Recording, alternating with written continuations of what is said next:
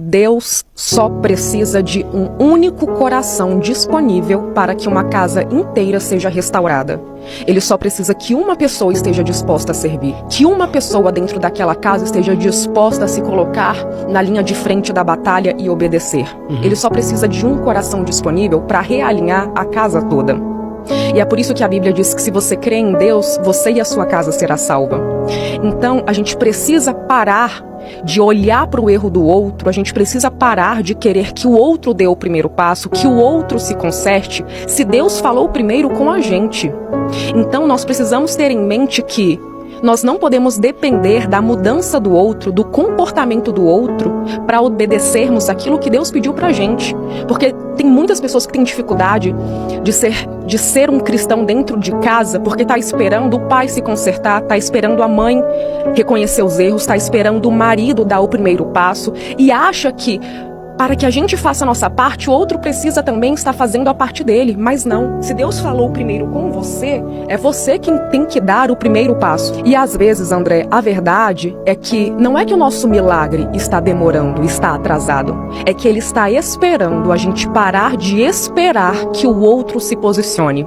Então, é por isso que eu sempre falo, a pergunta certa que a gente tem que fazer se tratando de família é: eu estou disposta a ser o primeiro passo que a minha casa precisa? Porque Deus não trabalha com orgulho, Deus trabalha com disponibilidade. Então, nós precisamos ter isso em mente. Será que Deus vai poder agir através da minha vida? Porque Deus sempre vai agir por meio daquele coração que se rende primeiro. Então, se você é o cristão da sua casa, não é o seu marido que tem que mudar, não é a sua mãe que tem que vir pedir desculpa, não é o outro que tem que fazer a parte dele, é você. É você que tem que servir, que tem que amar, que tem que fazer o que te cabe, mesmo que o outro continue frio, mesmo que o outro não corresponda, mesmo que o outro não se movimente para melhorar. Porque se Deus falou primeiro com você, é de você que ele vai cobrar. Que a Bíblia diz que a mulher não vai precisar abrir a boca, porque pelo comportamento dela, o coração do homem se quebrantará. Então a gente não pode esperar o primeiro passo do outro. A gente não pode